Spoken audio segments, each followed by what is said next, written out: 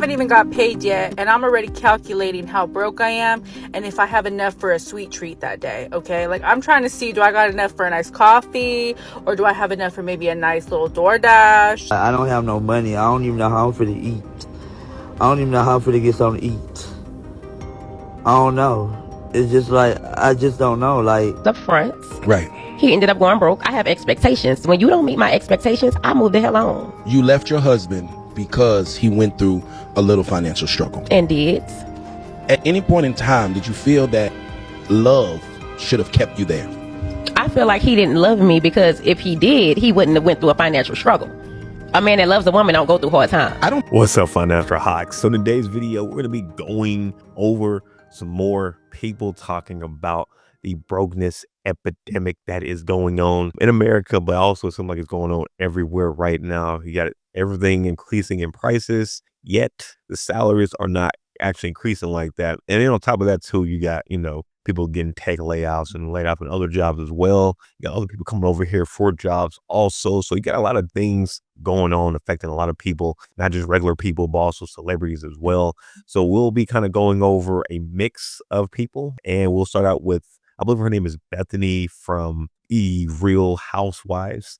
I did one on her already. I want you to talk about her being broke in her, teens, 20s, I think all the way up to her late 30s. So let's see what type of advice she's going to give out first, and then we'll go out from there. In your 20s or 30s and you haven't figured out what you want to do with your life yet and you're broke, don't worry about it. Can I just tell you that I was in my late 30s and still bouncing checks and still entirely broke, like entirely broke, not like fake broke, like real broke. Like, how am I going to pay my rent? What's going to happen to me? Don't worry. Just get on the road, be moving forward. Always be moving forward. You're in the car. You could hit a roadblock. You could run out of gas. You are moving forward at all times. You may not even know where you're going, but you're moving forward. You're bettering yourself. You're learning things. And don't be that person that is like, ugh, I shouldn't be doing this. I'm so much better than this. I don't know why I have to do this. Whatever the job is. I have done it all. I have licked envelopes, been a hostess. I have been a waitress. I have been a cocktail waitress. I always was working. I used to cook healthy meals in my little shitty kitchen and have them delivered to people's homes. I have always been a worker. You know who you are. If you're a worker, you're a worker, and then you will succeed. Okay. Now, I don't agree necessarily with 100% of that. Mostly I do. Now, the parts I do agree with is staying, I guess, consistent, and I guess just moving forward, staying consistent in your ability to move forward. A lot of people don't move forward. They get stuck at their current place and like, hey, this is where I'm at right now. This is where I want to stay at. And, it's the end, pretty much. You may get your yearly raises at your company, but due to inflation, how high that goes every single year, you're really not getting any type of raise. You're pretty much just staying stagnant.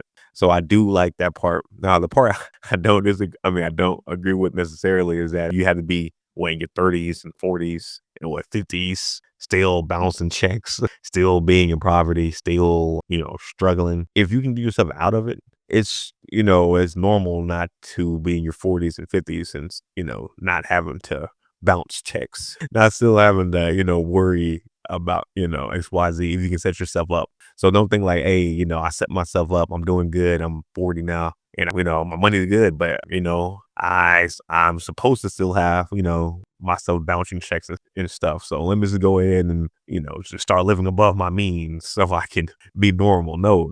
If you can get to that place that you're not worrying about money or not worrying at least about bouncing your checks and different things of that nature, it's good. It is good. Also, too, she talked about how just working hard, I think she said you'll be rich at the end or something along those lines. I guess either rich or successful. Now, yes, you having a worker mindset and being able to continually grind in the right path, you'll be a whole lot more likelier that you'll become rich or become richer than you currently are. But if you're just staying stagnant, working your regular, let's say, job at like McDonald's, for example, let's say you're a cashier there, and you're just working hard there for 20, 30 years, you're doing the exact same thing. You're not progressing. So yeah, you're working hard at that job, but you're not going to become rich. You're not really become successful. So yeah, if you're working hard and you're still growing and still pivoting, then yes, I do believe you will either become successful and or you'll be richer than what you currently are right now. So yeah, that's the part I guess agree with her on that. But yeah, it's always good to hear, when other like celebrities and whatnot talking about, they're still struggling, certain things. And it took them a while to get past that, they just weren't 25 and just became rich. One 30 and just became rich. Once and just 35 and became rich. It's still a struggle for a lot of people out here. And being able to manage your money can definitely save you a lot of money. Living below your means can save you a lot of money, etc., etc. So let's go ahead and play the next video here. And most influencers will go broke. Okay, her controversial opinion. Controversial opinion. Okay, let's start this now. Controversial opinion, but I think that most influencers are going to end up going broke, and I'm going to explain to you why I know this. I'm saying most, just keep that in mind. It's pretty comparable to being an athlete, a famous athlete.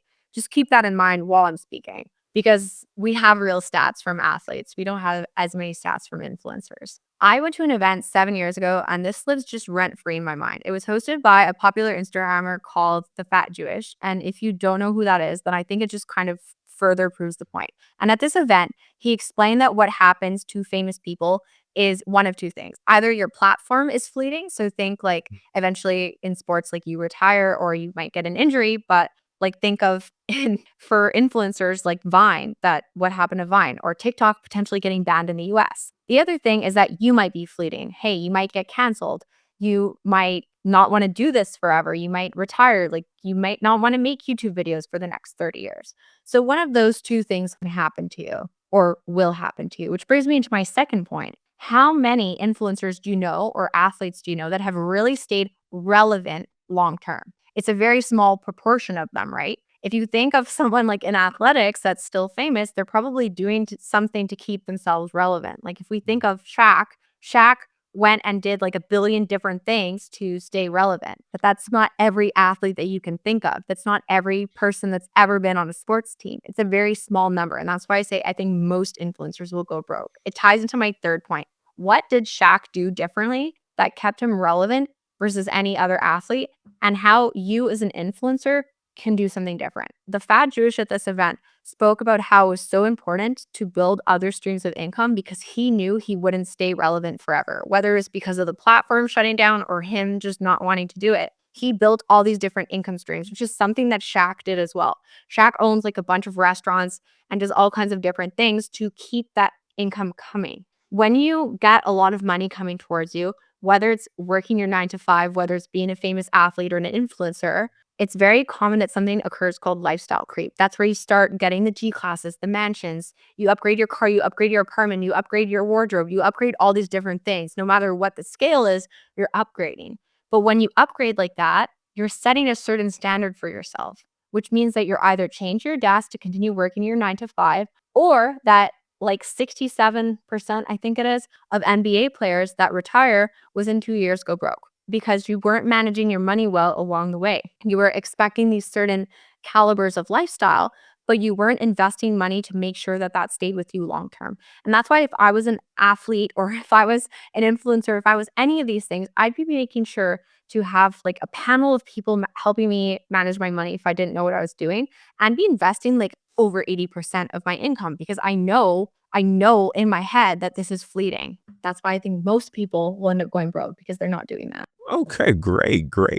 I actually initially when I was hearing this, I was gonna disagree that it was gonna be so high, majority. I was thinking maybe along the lines of maybe like 30%, maybe these are going broke. But I couldn't initially I wasn't seeing 51% or 60% or 70% or 80% of the influencers on social media, or at least like on YouTube or whatnot, going broke. But actually explaining things more and more, I actually do agree with her now on this. So I'm going to tell you guys like first why I didn't, I guess, agree initially. And that's because when I'm seeing like these influencers, I'm like, you're not like an athlete, so you're not constantly using your body like on the field. You don't have to worry really about getting injured like that, and you can have a livelihood of over 5 years, it may take you 5 years to blow up on, YouTube or blow up on TikTok. It may take you years to blow up. But then after that, when you blow up or whatnot, you can continue doing, kind of what you're doing. You don't have to, again, be out here in the field, grinding like that. You can just grind behind a computer screen. So I'm like, yeah, this is something you could do, your 20s, your 30s, 40s, 50s. Like, this is your own audience. You can continually making money. But she made some good points about, first off, you may not want to do this for the rest of your life. And that's a valid point. That is a valid point. You know, maybe right now you've been on YouTube, might be fun in your 20s and 30s, but if you continually have to, you know, do these freaking 10-hour plus streams in your 40s, 50s, 60s, that can definitely get old. You might have a family, you might have other stuff going on that you may not be able to put in that time and effort.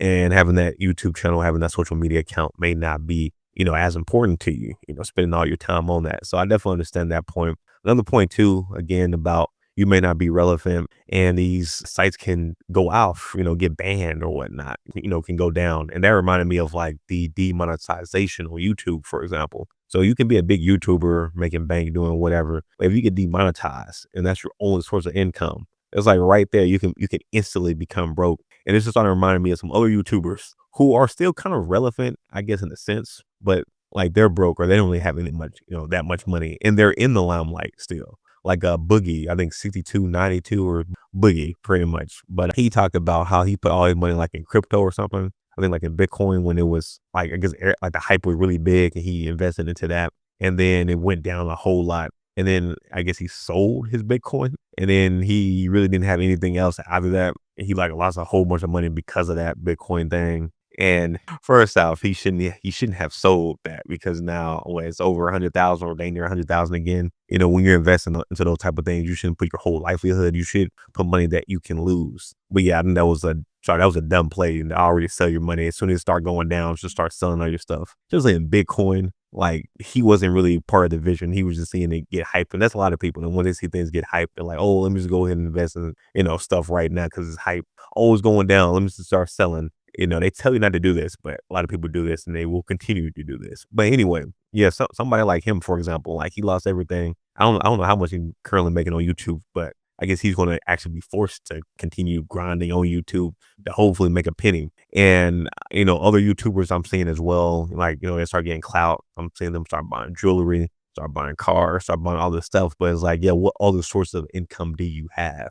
Because again, if you lose this right now, how are you going to, make some more money? Like what other like skill sets, talents do you have that you could put in the workplace, for example, and start making this money? So, I think those are all very valid points. I always talk about this on this channel a lot, always having multiple sources of income. And if you don't currently have multiple sources of income, start, working towards having multiple sources of income. Because again, with how the economy is looking, you got AI taking over some certain jobs. You get all these tech layouts, other layouts in other companies. And then you have other people from all around the world coming to America to get jobs as well. So it's like a lot of competition right now. You can really lose your job and really not have anything if you only have one source of income. So kind of just being, aware of this right now can help you a lot and hopefully help you out with trying to choose different fields that you can go into that may be more recession proof, maybe more AI proof for a certain amount of time,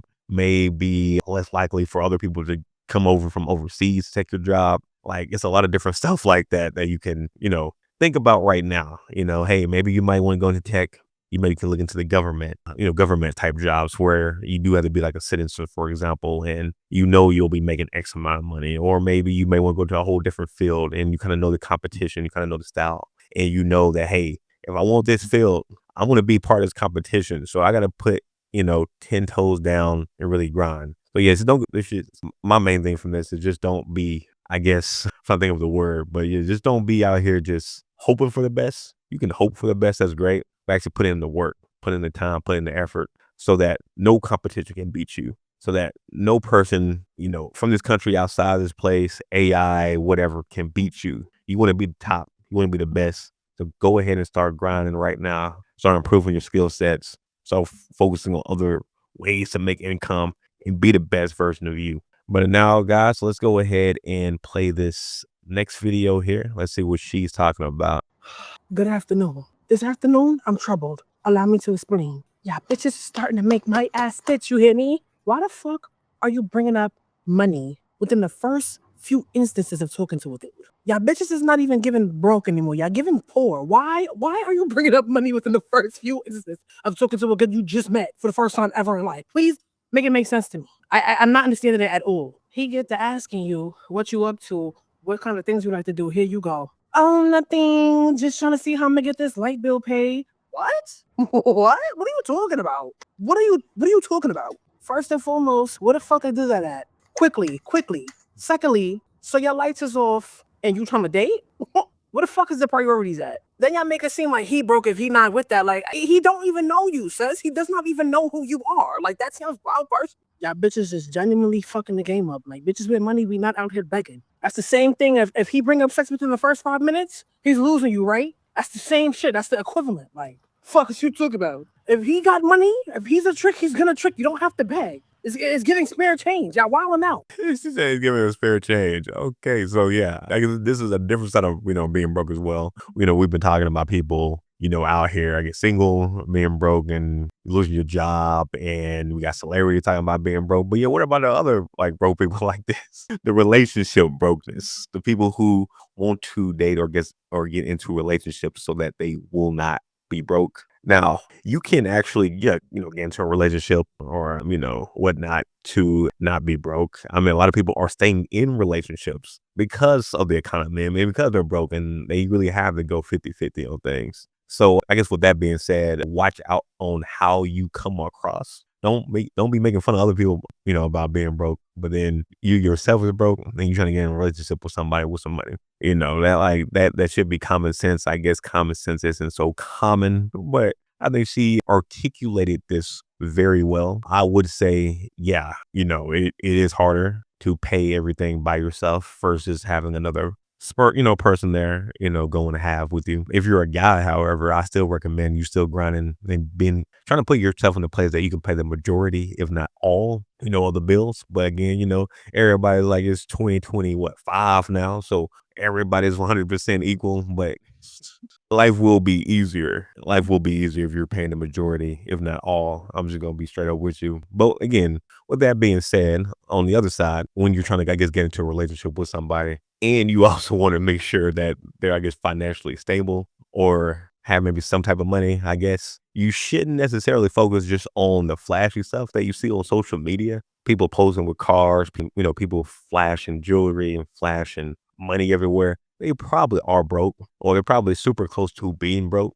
You may want to go ahead and focus on that person or that dude who isn't posting all that necessarily, may have a house, may have this and that, but not necessarily posting all their assets 24/7. There's a little tea right there. Just a little tea. A lot of people out here are fake. A lot of people out here be posing by cars that aren't even theirs and then going online saying it's their car. When we were out in Orlando, I had other people, like 2 people trying to take a car. I mean, not take a car, take a picture by my car because I guess they liked it. Now, I haven't went online and seen them say it's their car, so that's good. But there are people who are going by people's cars because, they're nice cars, taking pictures by them, and then faking as if it's their car. And then, these girls are seeing this and like, oh, wow, you got this, when actually they don't got this. So, just a little tea right there, or I guess a little, little things you can go ahead and look into when you're trying to find somebody on social media. But next up, guys, let's go ahead and play this video here. How to tell somebody is broke. Somebody is broke as fuck. You know somebody is broke as fuck when they get mad at you for asking them to pay you back. If I ask you to pay me back and you get mad, wow, you might be piss poor. I don't know, because there's no way you got mad over $20. I just asked you to pay me back. At this point, it's some people that I don't even ask for money back, or I don't even pay for shit no more, because I know that you just don't have it. And it's okay not to have it, but don't say you have it and then get me to pay for something and say you pay me back and then act like you don't have it, then get mad. You know what I'm saying? Bitch, you're weird. I think that's funny too, but yeah, that's so true. I dislike. I have a high. What's the word? I have a high disdain for people who are so quick to borrow money from people, but then act, super weird when you're trying to get your money back. So I think that was a comedic way of talking about that without, get super frustrated or whatnot. I know for me, and this is like a rule I say for everybody, like I don't let people borrow money. I only, if they ask for money, I don't mind. I get depending on the situation and whatnot and how much it is, of course, if it isn't too much, but giving them the money. And it's not me letting you borrow this money. It's just me giving this money to you. That's it. So if they pay me back, cool. If they don't pay me back, cool. If they don't pay me back, well, I'm giving you this money. I'm not giving you money that I need. I'm not having this as a, you borrowing me, now you owe me. No, this is your money that I'm giving you. You needed 20. Here's this 20. And they pay me back. Hey, pay me back. Hey, that's cool. But again, if not, then they probably won't ask me again because, hey, I already gave you $20. I'm just not going to be a charity just giving out money just to give out money. I already gave you some money and you never pay me back. You never pay me on that. So if you ask me for more money to borrow, how will I, it's so easy to get out of it then because it's like, I gave you $20, never saw that back. Why I'm on this to keep giving you money. Second off, too, if you end up like losing a relationship over like, some small change like that or something like that, and that's good because you're not wasting your time anymore. Hey, give me the $20. They can't pay you back. They're acting ghosts, disappearing and whatnot. Cool. You already saying in your mind that you're just giving you, I'm just giving you this money. This is not money I need next week. I'm not letting you, I'm not letting you borrow any money. I don't need this money anymore. This is free money that I plan on never seeing in my life. And this just clears out so much things, man. It just really clears out like your head. And again, if they want to act weird and disappear and go ghost, then cool. You have a fake person or a fake person around you, fake friend around you that with only $20 or only a small amount of money, hopefully you're just giving out a small amount of money that you don't need, not actual money that you actually do need. $2,000, $3,000 when you need $1,000 net week, for your rent or something, or, $1,500 for your rent. Don't do stuff like that if you can't afford it. But yeah, they're asking, for something small, something that you can actually do and not gonna hurt you. Like, yeah, bet, here you go. If you don't see it again, cool. If you don't see them again, even better, because now you should not wasting your time and energy and wasting years on somebody on some bull. But yeah, that's just my advice on that. I think that is a good way to see somebody broke. If you're seeing them posting stuff online, get mad about people, wanting their money back, big red flags right there, big red flags. And lastly, let's go ahead and see what he's talking about here, being responsibly broke. I collected some data, and now that I collected some data and I thought about it a little bit, being responsibly broke in a relationship is pretty fucking tough. That is a tall order. Because I feel like some of us are in a position to where like we're not broke, but we can't do extra stuff outside of handle our responsibilities. Like I could pay for everything that needs to be paid for, but after that, I'm hurting. Shut the fuck up. Don't talk to me for like another 2 weeks, man. Like I remember talking to my dad about not wanting to be in a relationship that I was in anymore. And he looked me dead in the face and said, "You just saying that because you're broke." Now at the time, I was like, wow, hell of a dig, Dad. Fuck you. But he was right. He was right, man. Like being broke will turn you into a jackass. Like you just unintentionally mean out of nowhere. Your girl tell you she hungry. You might look at her and say, "Damn, you got to eat every day." But it's not even that you wanted to say that. You just ain't got it. You just ain't got it right now. Like, and you gotta have it to provide experiences in romance, man. Like you gotta have it. You really do. Like you're showing me all of these nice things and I want to do them. I want to take us to do them, turn a few lights off and light a few candles around this bitch and maybe we can. But you got to understand, you're asking me about a cabin trip. I'm worried about my will to live. I want to check out, sweetheart. A cabin trip is the last thing on my mind.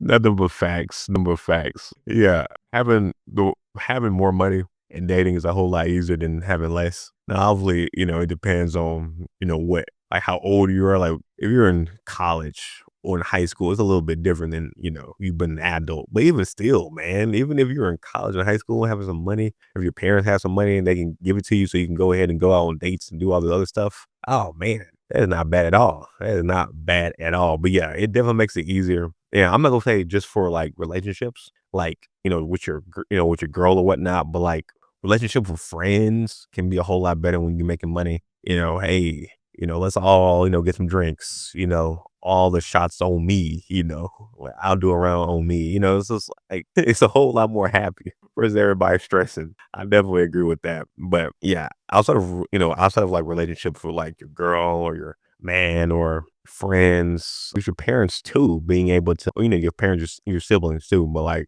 being able to like do things for them, the Christmas comes up or their birthdays come up, being able to get them a good gift or take them out to a good dinner, always good stuff versus, you're like, dang, I wish I could do something for you, but I have nothing. So yeah, being responsibly broke in all senses is a whole lot harder.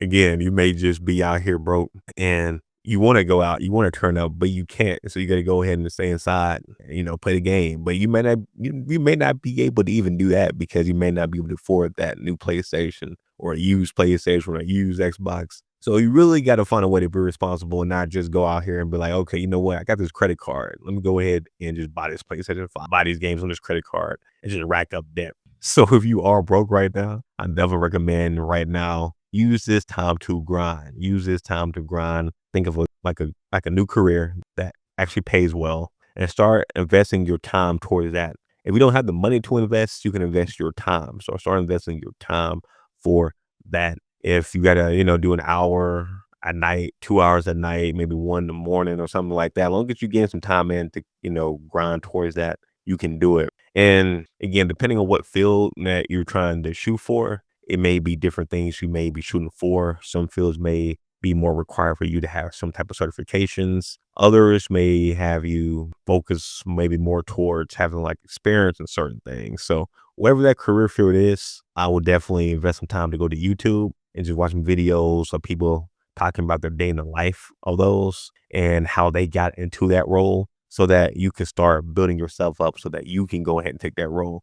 And so you don't have to be responsibly broke anymore. You can go ahead and be responsibly rich. And that is going to be a whole lot more exciting, being able to have a whole lot more money, being able to do whatever you please, or be able to do more that you please versus the opposite. And yeah, hopefully with that too, you can, make some YouTube videos talking about your grind, your journey, and you can joke about the days of you being broke because you're out of it and you don't have to worry about crying after you're done with the video because you're currently still in that situation. But anyway, guys, if you haven't already, be sure to hit that like button and subscribe. I'll see you guys in the next one. Peace.